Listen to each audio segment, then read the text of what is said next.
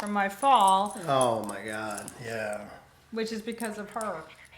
Yes, let's make it clear it was because of Sammi. Some people may not say I fell because of her, but if she wasn't there, I wouldn't have fallen. Right, Like she wasn't pulling you. People who died with COVID, people like to say they died from their cancer, not because they had COVID. Although they would have lived if they did get COVID.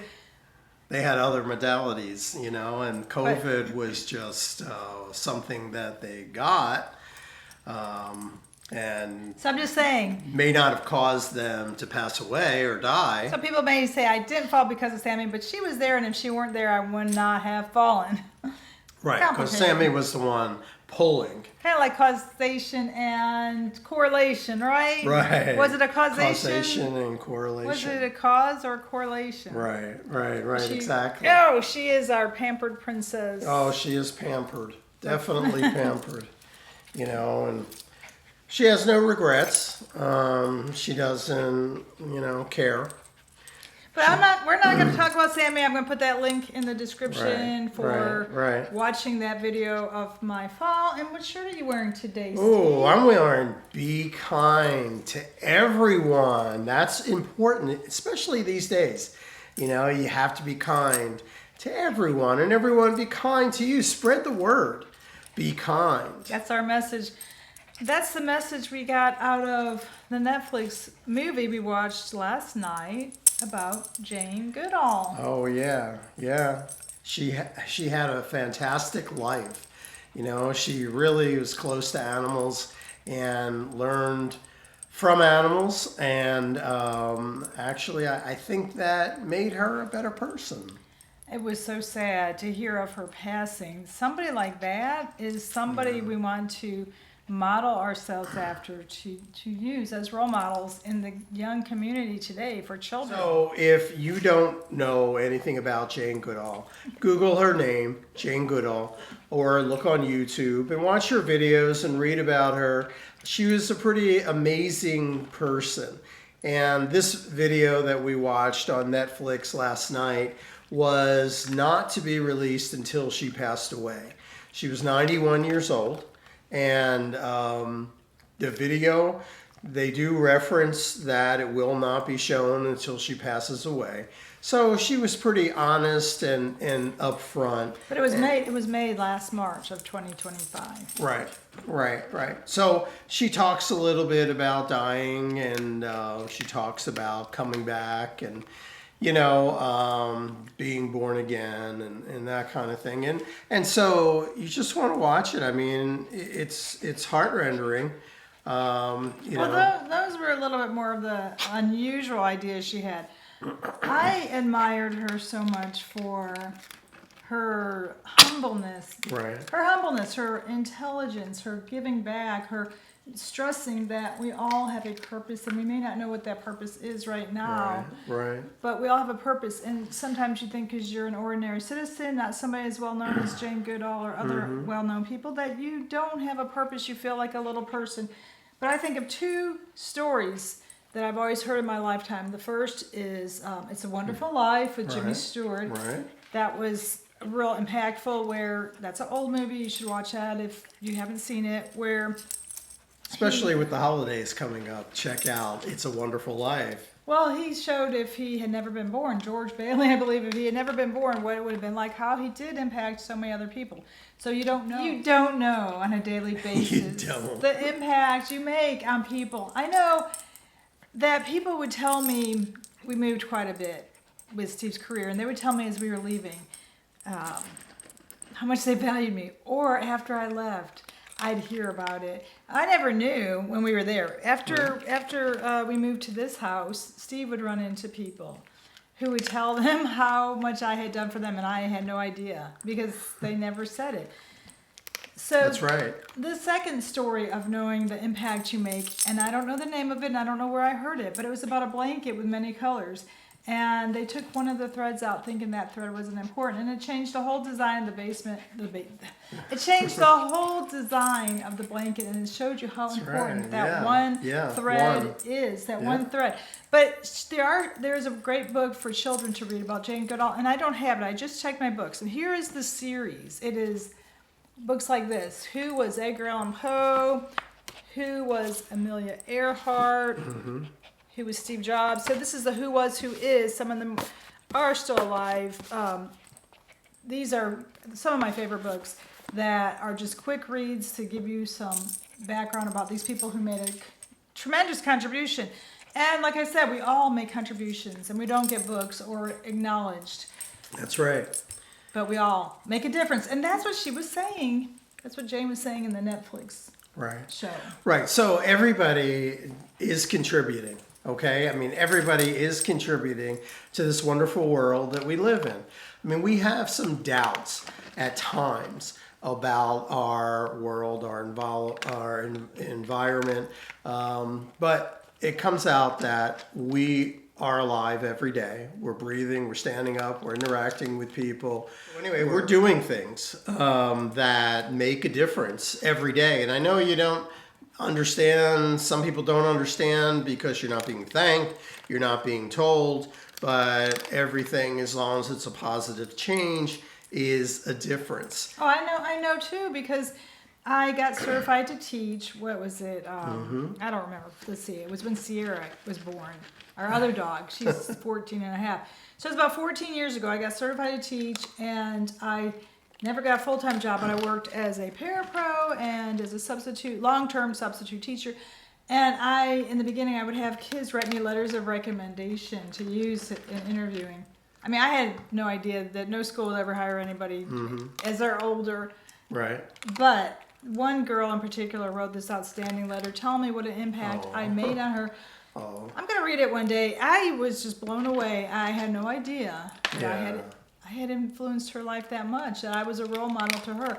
So now, one of the biggest things I do now to give back is make cards of compassion with Sammi. That's right. And so Sammi, she loves being in these videos, and we don't usually have to feed her so much. It is dog food that we're feeding her, just dog food. But she makes these cards.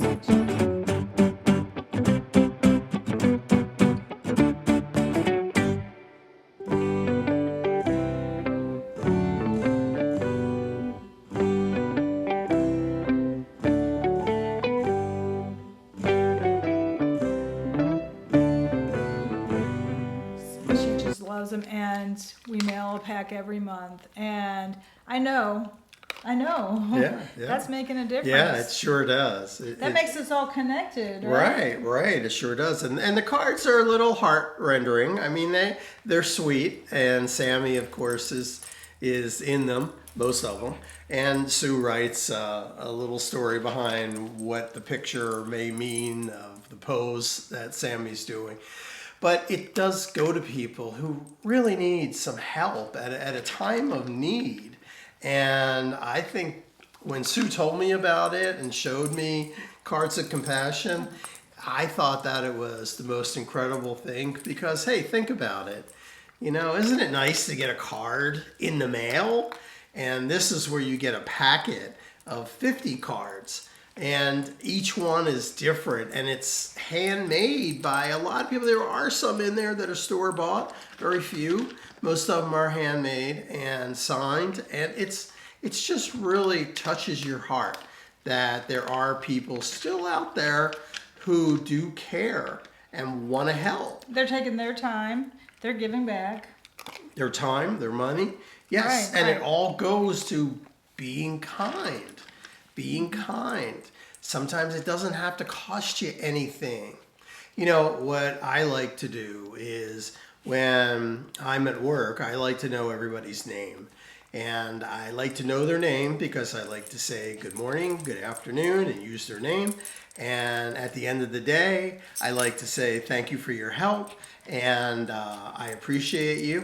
And I like to use their name. And I think that goes a long way because people have been shocked. You know, they're like, why are you thanking me? You know, I get paid. And I'm like, well, because I appreciate you being here. I mean, you have a choice. You could call out, you can quit, you can go somewhere else. But you have a choice. And so I think that's important.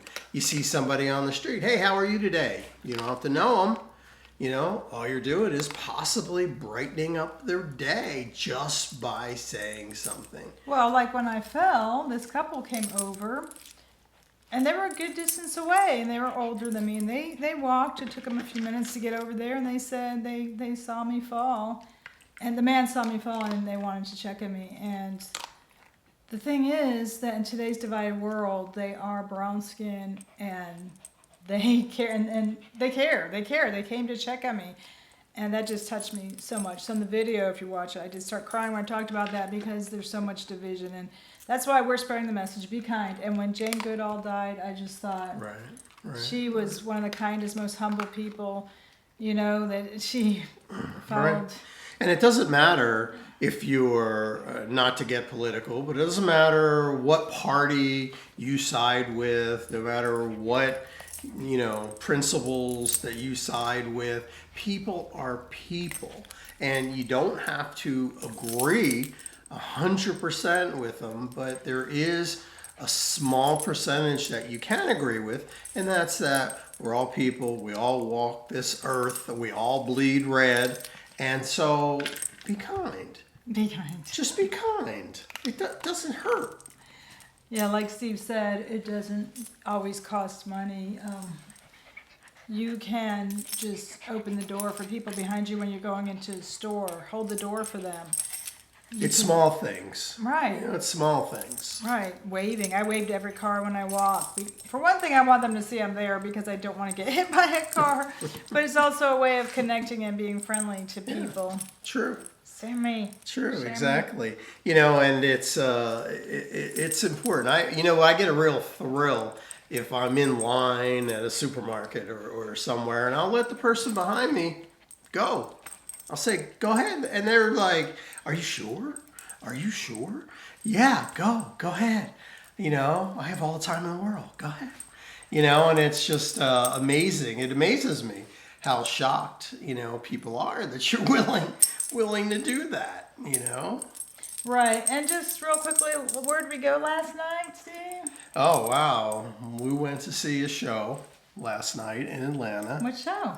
We went to see Fiddler on the Roof, stage show, and it was nice. I liked it. I felt that I was watching a show on Broadway. It was very professional. You had great actors and actresses with incredible voices, the songs in it, and then you had an orchestra, live orchestra, which was pretty nice, and it was a good time out. We took our daughter. Her birthday is coming up soon, and that was kind of a birthday present. And so it was nice. It was good to get away. I know Sue enjoyed it. I enjoyed it. Our daughter enjoyed it. So it was a good time. And, it was a Sunday night. So it wasn't packed. But they put on the same performance, whether it's packed or not. It was pretty crowded. It was almost full. Yeah, well, almost, And the thing I like about this playhouse or theater, whatever you want to call it, is that the parking garage is connected to it, so you never really go out on the street. You go up in an elevator to the venue and walk out, and it was very nice. It's a nice venue. It's huge, and it was a good time. So if you don't know what the story of Fiddler on the Roof is, it's a story of a village in Russia. In Russia. It's a story of a village in Russia where Jewish people live. And they're going about their everyday, and every day they're struggling. They're poor, and they have to live off of the land. And the one star of the show is Tevye, and his wife and his 5 girls, his children. And he struggles every day. He sells milk and cheese, and it starts off with that his horse hurt its leg, so he has to pull the cart. And it's just really sad. If you look at it that way, it's sad. And there's a woman in it who's called Matchmaker. A Yenta. And she's a matchmaker. And she has a man for his oldest daughter to marry Laser Wolf, and Laser Wolf is the butcher, and of course the butcher is the richest person there. He's also 62 years old. Yes, And the daughter is 20. Yes, yes. So he's much older than the daughter, and so the wife wants her to marry him because he's the butcher and whatever else. The father doesn't, but they're in a bar together, and they're definitely become close allies. And he's thinking, okay, so this guy's rich, then I'm gonna get somewhere. So Fiddler on the Roof is a story about Jewish people in Russia. They're very poor, dirt poor, and so they struggle every day. And it's a great story. I encourage you to look into it. You can probably see videos on YouTube. You can Google it. And so they're very poor, and they're always being chased out of whatever villages they're in by Russians. And so this story is that on every day that something good happens, something bad also happens. And so Tevye, who's the father and the star, he is always asking God, why? Why is there good and bad? And he also, doesn't want his daughter to marry the older butcher, but he becomes close to the butcher, and then he decides, yes, this isn't bad at all, because he has a lot of money. So that happens. Well, the butcher is 62 years old. The daughter's 20. But it would help the whole family. So back then, it was more about the collective good, for the good of all. Right. Good all. For good of all, not individualism. So she would marry for the family. But the daughter wasn't in love with the butcher. She was in love with the young tailor who was broke, had nothing. So she didn't want to marry the 62-year-old. So it was a great play. And I knew all the first half. I knew all the songs in the first half.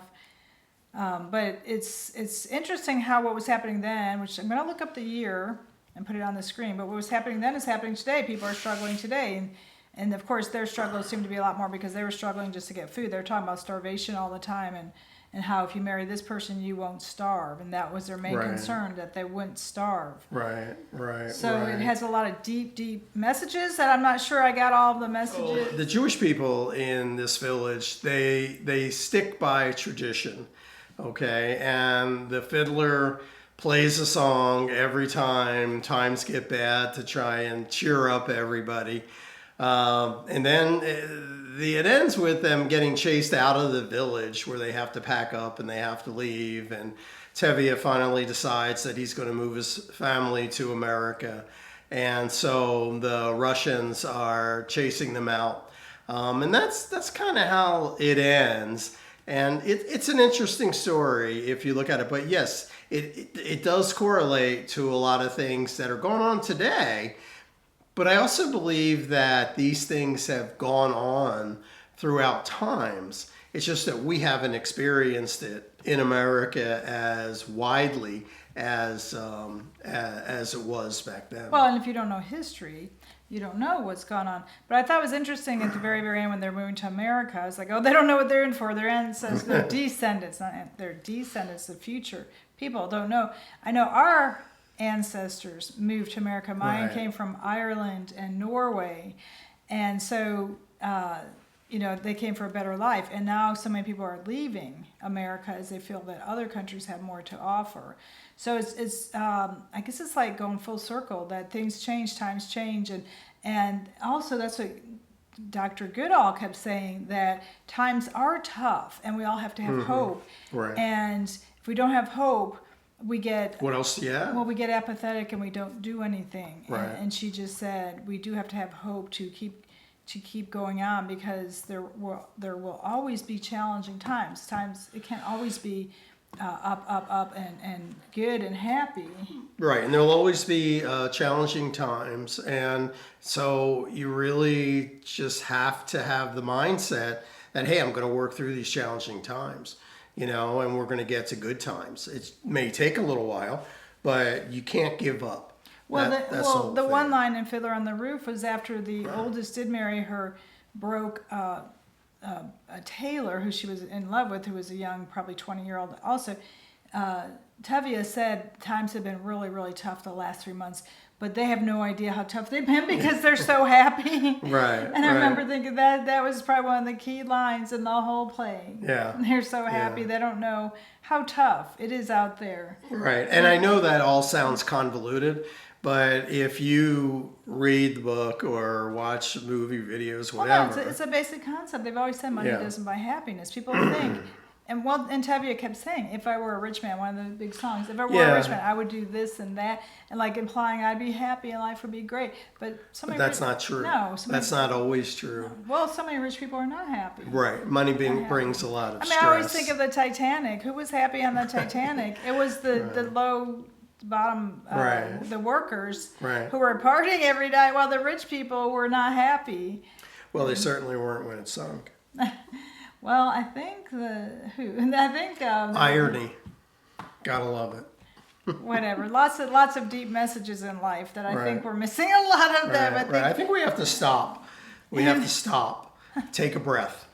Okay, step back. And be kind. And be kind to everyone. You're kind. Doesn't cost anything. Well, you're kind, and then it comes back. It comes back. Yes, it does. It does. Absolutely. Absolutely. So that's kind of our message today in this video. Be kind. And is there times when we're not kind? Yeah, there sure is. Not intentionally. We don't go out of our way to be intentionally cruel to no, people. we don't. We don't go out of our way to do that, but sometimes we come across that way. No, what are you talking about? Well, you may not agree with someone, so you kind of debate, you debate the question, and people may feel you're not kind because you're not agreeing, but being kind isn't always agreeing. You can't always agree with everyone. Well, I don't agree with you, though. I don't think if you have a disagreement, you're not being kind.